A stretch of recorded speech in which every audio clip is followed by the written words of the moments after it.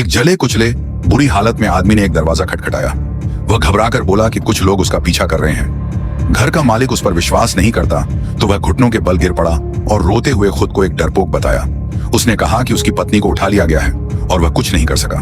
लेकिन जब उसने एक सोने का सिक्का निकाला तो घर के मालिक ने उस पर भरोसा कर लिया। ज्यादा समय नहीं बीता था कि बाहर एक बड़ा झुंड फिर से आ गया। इस बार दरवाजा महिला ने खोला। वह आदमी खुद को वैम्पायर हंटर यानी पिशाच शिकारी बताता है। उसका कहना था कि वे लोग एक बेहद खतरनाक दरवाजे का पीछा कर रहे हैं। अगर कोई अनजान व्यक्ति दरवाजा खटखटाए तो उसे घर में न आने देना, क्योंकि बिना अनुमति वैम्पायर घर में घुस नहीं सकते। महिला कुछ नहीं कहती। सूरज ढलने ही वाला है। रात में पिशाचों से लड़ना और भी मुश्किल हो जाएगा।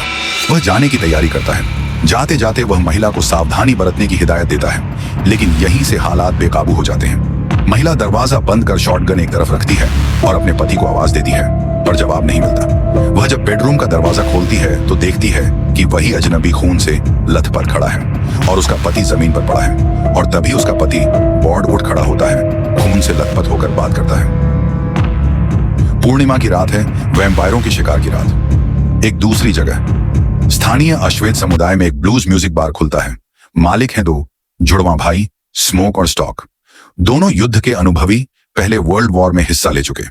युद्ध के बाद शिकागो में माफिया के लिए काम किया, फिर चोरी के पैसों से मिसिसिपी लौटे, एक आरा मिल खरीदी और उसे बार में बदल दिया।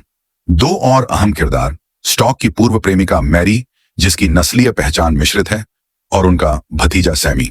सैमी को ब्लूज संगीत में गहरी रुचि है, लेकिन उसका पादरी पिता कहता है यह संगीत कुछ अलौकिक शैतानी है। पर सैमी उसकी बात नहीं मानता और संगीत को चुनता है। बार के उद्घाटन रात सैमी का प्रदर्शन इतना प्रभावशाली होता है कि उसकी धुनें भूत प्रेतों की आत्माओं को भी आकर्षित कर लाती हैं। यह संगीत वैम्पायर जैक को भी लुभाता है। जैक अपने पिशाच साथियों को लेकर बाहर आता है और सिक्कों व परफॉर्मेंस के बदले अंदर आने की अनुमति मांगता है। उनका प्रदर्शन सुंदर था, लेकिन कुछ अजीब भी। स्मोक ने प्रदर्शन बीच में ही रोक दिया। उसने कहा कि यह बार केवल अश्वेतों के लिए है और उन्हें मना कर दिया। मैरी ने सुझाव दिया कि बार को चलाने के लिए बाहरी आर्थिक मदद चाहिए। वो बाहर जाकर जैक से मिलती है और जैक उसे 2 सोने के सिक्के उपहार में देता है। लेकिन जैसे ही जैक ने गिटार रखा, मैरी को उसकी शक्ल में कुछ अजीब लगा। उसने तुरंत ली और उन्हें धमकाकर वहां से भेजा। फिर मैरी वापस बार में लौटी, लेकिन उसमें कुछ बदला हुआ था। वह स्टॉक को इशारा करती है और दोनों एक कमरे में चले जाते हैं। बाहर गार्ड बिग डोन को पीछे से कुछ सुनाई देता है, कुछ ठंडी चमकती आंखें। स्मोक हर गतिविधि पर नजर रखे होता है। वह तुरंत स्टॉक के कमरे में पहुंचता है और देखता है कि मैरी अब इंसान नहीं रही। उसने उस पर हमला किया, लेकिन वह खून से लथपथ खड़ी रही और हंसी जैसे इंसानों की बंदूकें उसके लिए खिलौने हों। स्टॉक की मौत हो जाती है और स्मोक गम में टूट जाता है। वो बार खाली करवाता है, लेकिन बिग डोन अब बाहर खड़ा है। वह कहता है कि अंदर आने दो, लेकिन लोग अब सतर्क हो गए थे।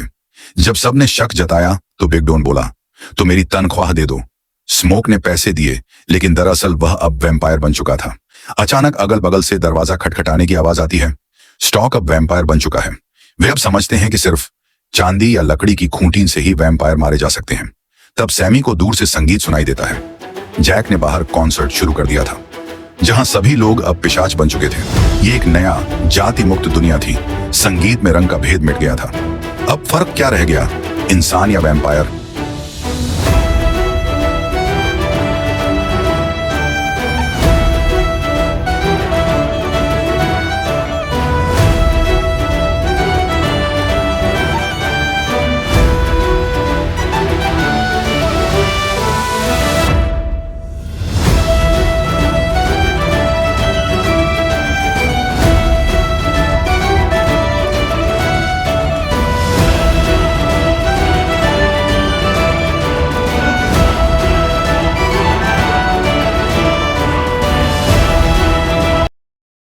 जैक फिर बार के सामने आता है और सैमी को अमर बनने का प्रस्ताव देता है, लेकिन उसकी शर्त, सैमी को अपनी संगीत से जैक की खोई हुई जाति की आत्माओं को बुलाना होगा।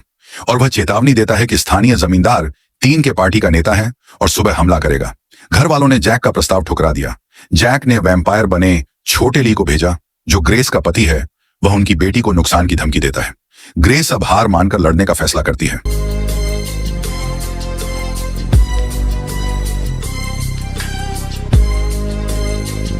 उस खूनी लड़ाई में ग्रेस, एनी और पियानो वादक मारे जाते हैं।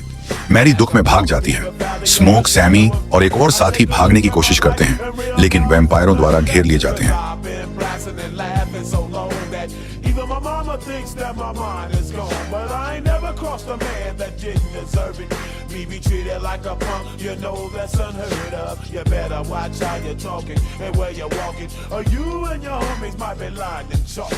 I really hate the trip, but I gotta. Sammy की कार रोक दी जाती है, लेकिन वह आखिरी पल में अपनी गिटार से जैक पर वार करता है। Wanna be like on my knees in the night, saying prayers in the street light.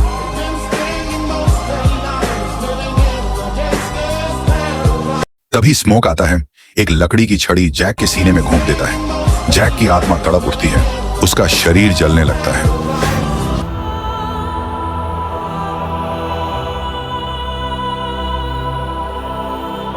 यह किस्मत का अंत था। दूर कहीं सूरज धीरे धीरे उग रहा था। उसकी पहली किरण ने अंधकार को चीर दिया। युवा पिशाचों के शरीरों में आग लग गई। वे मोमबत्ती की तरह पिघलने लगे और पीड़ा में धीरे धीरे राख बन गए। जैक ने महसूस किया कि उसका शरीर भी जलने लगा है। लपटें फैलती गईं, उसके हजारों सालों की यादें धीरे धीरे नष्ट होने लगीं। उसने सूरज की ओर देखा। उसकी आंखों में पहले कभी न देखी गई उदासी और बेबसी थी। कभी महान रहा प्राचीन पिशाच, अब भाग्य द्वारा ठुकराया गया एक छोटा सा बच्चा था। आग और भड़क उठी। जैक की अंतिम चीख गूंज उठी। वह जीवन की अंतिम पुकार थी और अमृता के विरुद्ध अंतिम प्रतिरोध। आखिरकार उसकी आखिरी जीवन चिंगारी भी सूरज की रोशनी में बुझ गई। रात का शासक हमेशा के लिए प्रकाश में विलीन हो गया। शायद जैक के जाने के साथ ही इस दुनिया ने किसी गहरी स्वतंत्रता को खो दिया। एक रात बाद मौत के मंजर से सिर्फ 2 लोग बचे, लेकिन खतरा खत्म नहीं हुआ था। स्मोक ने सैमी को वहां से भेज दिया। वह अकेला रह गया। उसने तय किया कि वह इस समाज के नियमों और भेदभाव का सामना अकेले करेगा। जैक की बात सही निकली। जमींदार अपने 3000 गिरोह को लेकर हमला करने आया। वे संख्या में बहुत थे, आत्मविश्वास से भरे हुए, पर स्मोक पहले से तैयार था। उसने सबको हरा दिया, मानो एक अकेला आदमी नस्लवाद के खिलाफ हीरो बन खड़ा हो। लड़ाई के बीच उसने एक ग्रेनेड दुश्मनों की गाड़ी में फेंका, लेकिन इस संघर्ष में वह खुद भी बुरी तरह घायल हो गया। आखिरकार एक धमाके के साथ लड़ाई खत्म हुई। जमींदार जमीन पर रेंग रहा था। स्मोक थका हुआ पर दृढ़ खड़ा था।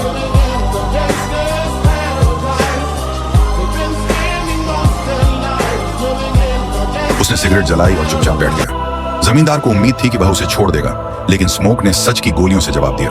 अब पैसा उसके लिए बेकार था। सैमी घायल और दुख से भरा अपने पिता के चर्च लौटा।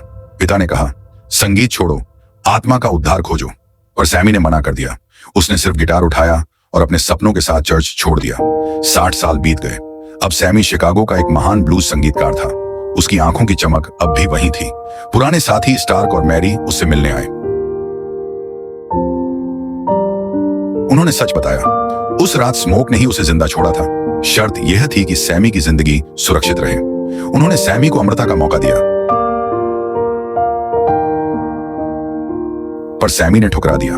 विदा के समय उसने गिटार बजाया। उसकी धुन समय को जोड़ने वाला पुल बन गई। भूले हुए दुख और सुंदरता संगीत के जरिए अमर हो गए।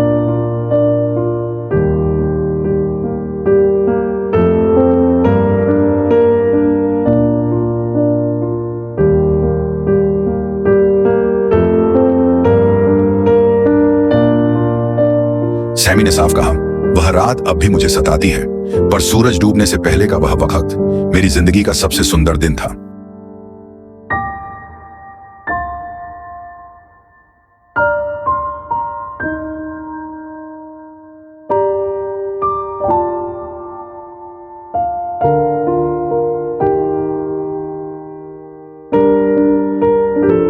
स्टार्क ने हामी भरी।